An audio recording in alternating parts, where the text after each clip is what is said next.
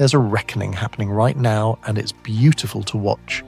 Some women who've spent years demanding special treatment, expecting the world to reorganize around their comfort, believing everyone owes them something. They're discovering reality doesn't care about their expectations. The gym bro who won't move his equipment for their tripod.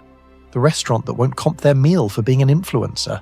The man who walks past without noticing them.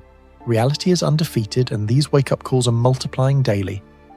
Let me show you what happens when entitlement meets indifference. The rising entitlement mixed with social expectation has created something unprecedented. Some people genuinely believe public spaces should accommodate their personal needs. I saw a video where this woman set up ring lights in a busy gym, then got angry when people walked through her shot. She actually said, "Can't you see I'm filming?" Lady, this is a gym, not your personal studio. The audacity to expect dozens of paying members to reroute their workouts for your Instagram content is staggering.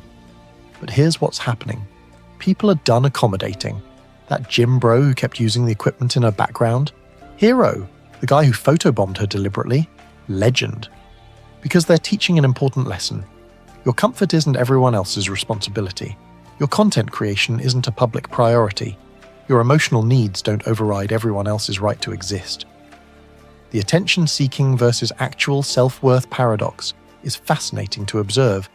These same people will post, "I don't need male validation," while wearing basically nothing at the gym, then get upset when men don't look. They'll say, "I don't dress for men," while checking every mirror to see who's watching. The cognitive dissonance is Olympic level. I watched this play out recently. Woman at the gym, sports bra and shorts that barely existed, doing hip thrusts directly in front of the free weights. When guys grabbed weights without looking at her, she got visibly frustrated. When one guy did look, she reported him for making her uncomfortable. So which is it? Do you want attention or not? Because you can't criminalize looking well dressed for maximum visibility. The victimhood as a coping strategy has become reflexive for some people. Didn't get the job? Discrimination? Guy not interested? He's intimidated, criticized online, harassment, failed at something. The system is rigged. There's always an external force to blame, never personal accountability. This isn't strength, it's fragility wrapped in aggressive language. A client showed me his ex's social media. Every post was about overcoming something, surviving something, being victimized by something. Her biggest trauma? He asked her to contribute to rent. This apparently was financial abuse. The same woman who lived in his apartment for 2 years rent-free. But in her narrative, she's always the victim, never the participant. The double standards in social interaction are breathtaking. I saw a video where a woman slapped a man's bottom at a bar, laughing with her friends. Security did nothing. 5 minutes later, a man brushed past her accidentally, and she screamed about assault. The same security rushed over. The hypocrisy was so obvious, even other women were calling it out. Some people behave in ways that would get men arrested.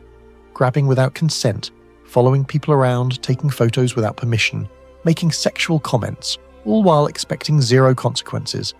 Then they're shocked when someone calls them out. "But I'm just being friendly." No, you're being creepy, and your gender doesn't excuse it.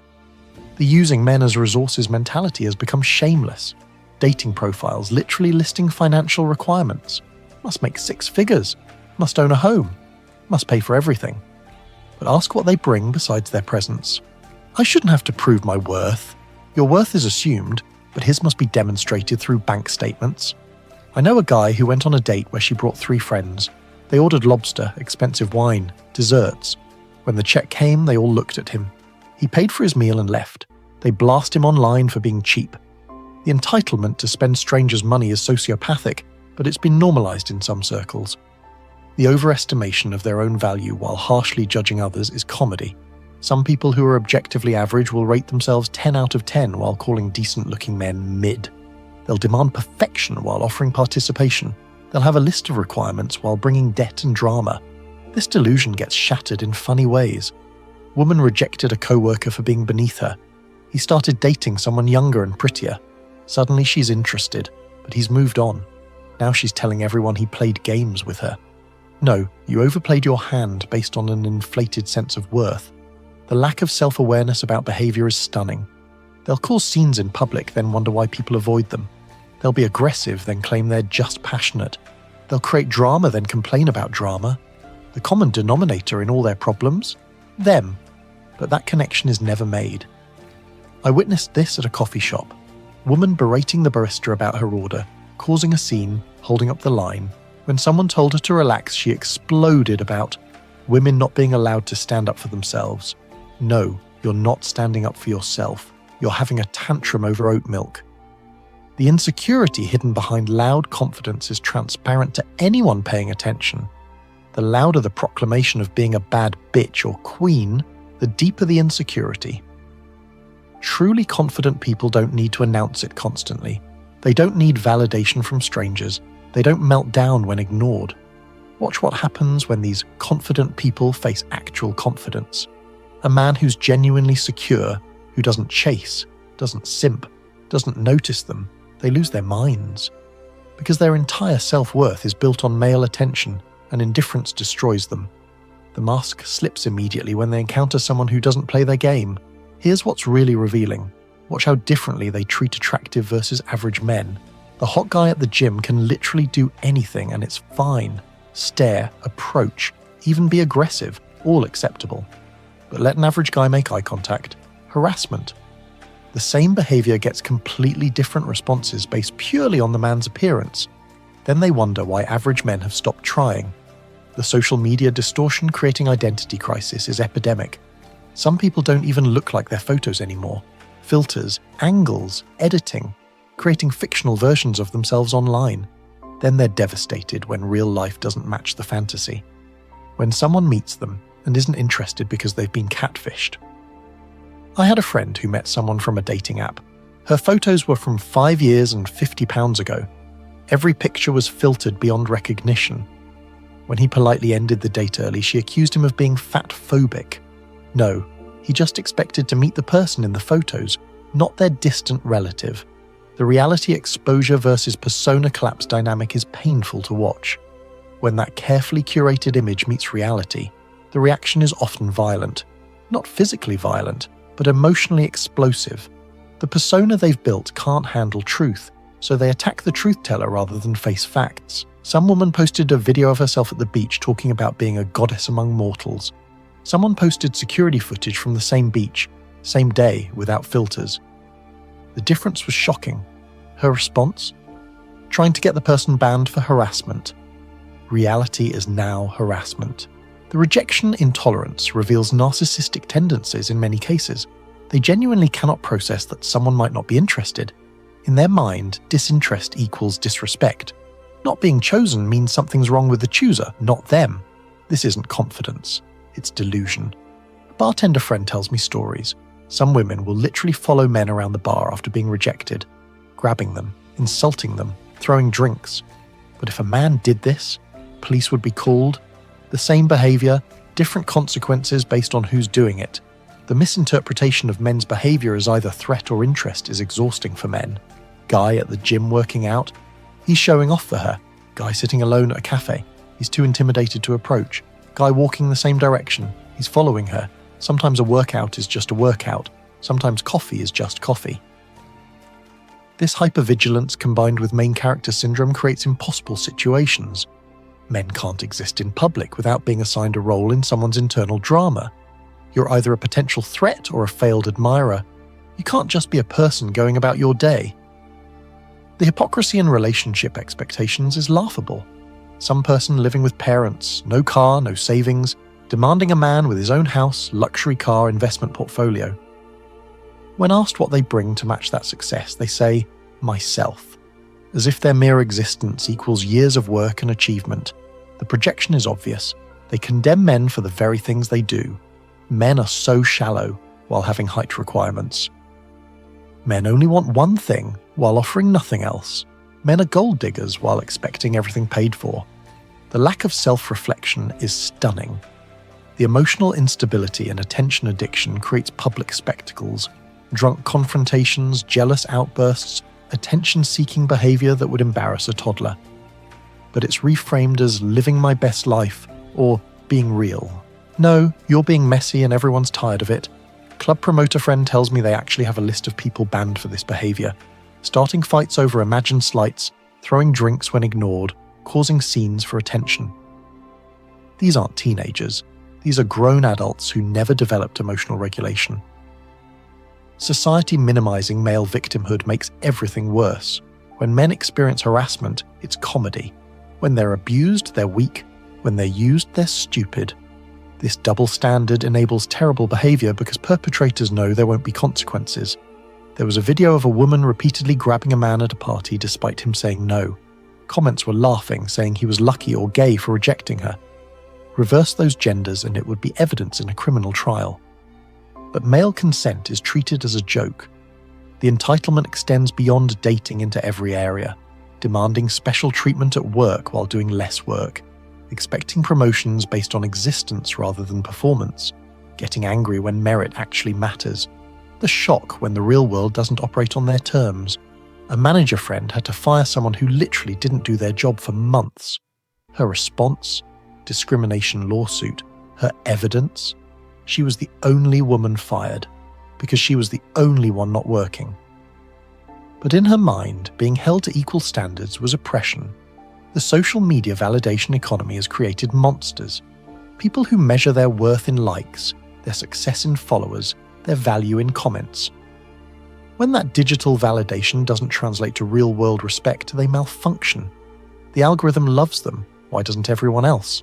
These influencers with bought followers expecting free everything. Restaurants, hotels, services, all should be free because they have 10,000 bots following them. When businesses say no, they threaten exposure campaigns. Your fake influence impresses nobody running a real business. The reality check is coming fast for many. Those who coasted on beauty that's fading. Those who relied on male thirst that's drying up. Those who expected special treatment forever. Time is undefeated, and reality always wins. The wall doesn't care about your feelings. Some people hit 35 still expecting the treatment they got at 22, still demanding the attention, the free drinks, the constant validation. But those men their age, they're either taken, broken, or have learned better. And younger men, they have younger options. The math isn't hard, but acceptance is. The where have all the good men gone articles written by these same people are hilarious. Good men are everywhere, they just aren't interested anymore. They've seen enough, learned enough, lost enough. They'd rather be alone than deal with entitlement and drama. Men are developing strategies to avoid these situations entirely. Don't approach at the gym. Don't engage at work. Don't make eye contact in public.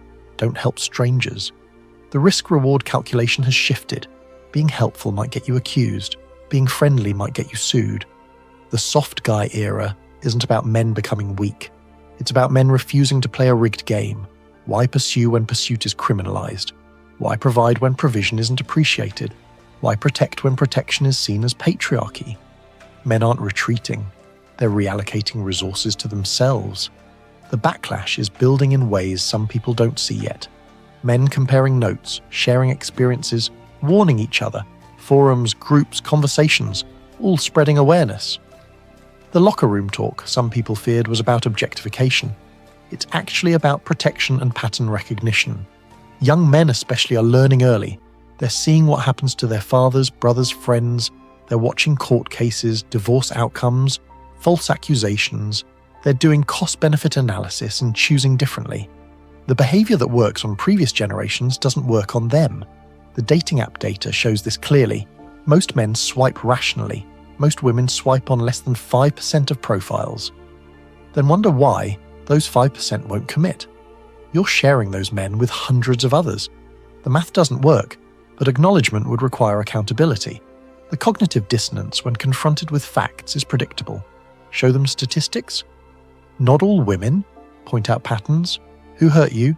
Present evidence. Small sample size. But their single anecdote represents universal truth. The selective skepticism is transparent. Some people cannot handle mirrors. When you reflect their behavior back, they shatter. When you use their standards on them, they crumble. When you treat them exactly how they treat others, they claim abuse. They want different rules for themselves, and they're not getting them anymore. The public freakout videos are documentation of this entitlement meeting reality. Woman destroying stores because they won't accept expired coupons. Woman screaming at staff because they enforce stated policies. Woman calling police because someone told them no. These aren't isolated incidents, they're patterns. The expectation that everyone must accommodate their feelings is infantile. Grown adults expecting the world to child-proof itself for their comfort, demanding trigger warnings for reality, requiring safe spaces from consequences. This isn't adulthood, it's arrested development.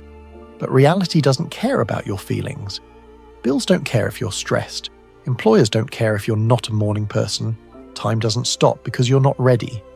The world keeps spinning regardless of your comfort level. The men who used to enable this behavior are disappearing. The simps are going broke.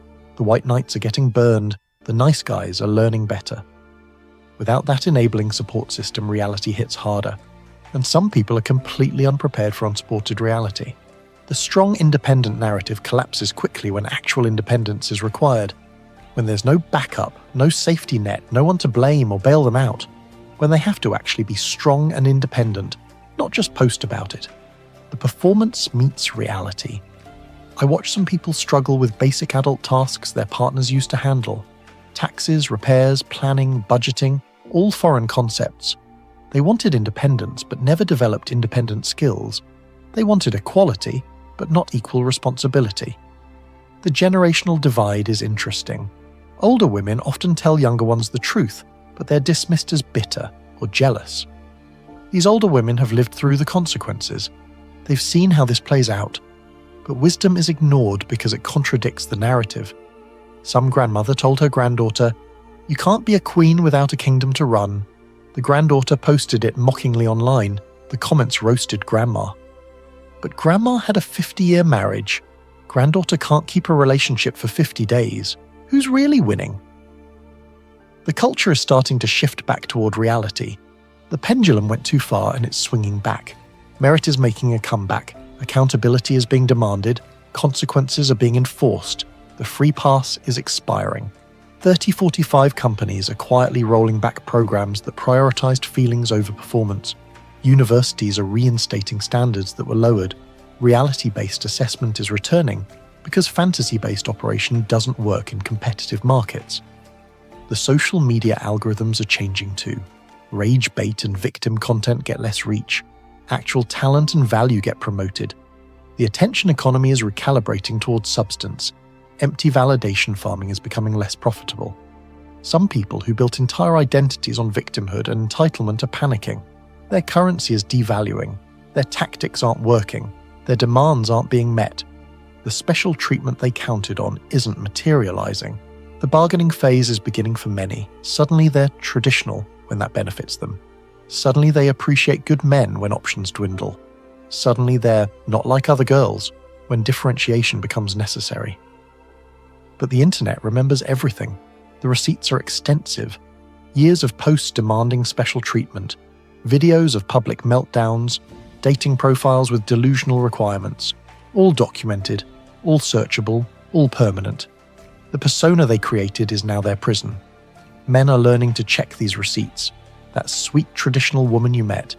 Here's her social media history. That reformed party girl. Here's her documented body count. That supportive partner. Here's her bashing her ex online. The evidence is everywhere. The privacy invasion complaint is ironic coming from people who document everything. You posted it publicly, but it's private. You shared it online, but it's personal. You built your brand on it, but it's off limits. The hypocrisy is laughable. Some friend showed me a woman's dating profile complaining men judge her past while her Instagram is literally thousands of photos documenting that past. Every party, every trip, every guy, all public.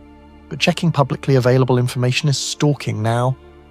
The final reality check is biological. Time, fertility, beauty, all finite resources. The lifestyle that works at 25 doesn't work at 45. The options available at 20 aren't available at 40. The treatment received in youth doesn't extend to middle age. Father Time is undefeated. Some people realize too late they spent their youth badly, chased the wrong things, valued the wrong traits, ignored the right people. Now they want a do-over, but life doesn't offer those. You get one youth, and how you spend it determines what comes after. The empowerment they were sold was actually enslavement. Enslaved to validation, to attention, to special treatment they'll never consistently receive. True empowerment is self-sufficiency, but that requires effort they were told they shouldn't have to exert. The world doesn't owe anyone special treatment. Not for your gender, your feelings, your existence. You get what you earn, what you build, what you create, and increasingly, People are learning that harsh truth the hard way. Men figured this out early because they never had another option. Nobody ever cared about our feelings, our struggles, our needs. We had to build, earn, create from day one. Now others are facing that same reality, and they're completely unprepared. The adjustment period will be brutal for those who can't adapt. Those who built their entire identity on special treatment, who never developed real skills, who coasted on temporary advantages. Reality is patient but ruthless. It always wins. But for those who accept reality, who develop actual value, who take accountability, the future is bright. The market rewards real worth. Merit matters again. Accountability creates growth. The special treatment era is ending, but the merit era is beginning. The lesson is simple. Expect nothing. Earn everything. Don't demand special treatment. Become special through achievement. Don't expect accommodation. Become adaptable. Don't require validation. Become valuable. The world owes you nothing, but you can earn everything. Some people will adapt and thrive. Others will rage against reality and fail. Natural selection doesn't care about your feelings. It rewards adaptation, punishes entitlement, and ignores complaints. The universe remains undefeated. The documentation of this cultural moment is important. We're watching entitlement meet indifference in real time. We're seeing narrative meet reality. We're observing what happens when special treatment stops being special. It's educational and entertaining. For men watching this unfold, the lesson is clear. Don't enable, don't simp, don't save. Let reality teach the lessons that need teaching. Your resources are finite. Invest them wisely. Your attention is valuable. Distribute it carefully. Your life is yours. Live it fully. For anyone willing to hear truth, here it is. You're not special just for existing. You're not owed anything for breathing. You're not entitled to anyone's resources, attention, or accommodation. But you can become special through effort, valuable through development, worthy through achievement. The future belongs to those who understand this truth, who build rather than demand, who create rather than complain, who achieve rather than expect. The special treatment era is ending, and honestly, good riddance. Reality is a better teacher than fantasy ever was. The world doesn't owe anyone special treatment. It never did. Some people just got a temporary hall pass that's now being revoked. The adjustment will be difficult, but difficulty creates strength. And strength is what actually earns respect, not demands for it. This isn't hatred or bitterness talking. This is observation and pattern recognition. This is cause and effect. This is reality asserting itself after years of denial. The world is healing, returning to merit, accountability, and natural selection. And that's good for everyone willing to compete fairly. The most telling reaction to all this? When confronted with these truths, some people don't argue the facts. They attack the messenger. They don't dispute the patterns. They claim pointing them out is wrong. They don't deny the behavior. They justify it with increasingly creative mental gymnastics. This defensive response tells you everything. Truth doesn't need such elaborate defenses. I want to hear your stories. Men, what entitled behavior have you witnessed? What reality checks have you seen delivered? What changes have you noticed in how entitlement is being received? Drop your experiences below. Let's document this cultural shift while it's happening. Let's help others see the patterns and protect themselves. Because the world doesn't owe any of us special treatment, and the sooner everyone realizes that, the better off we'll all be.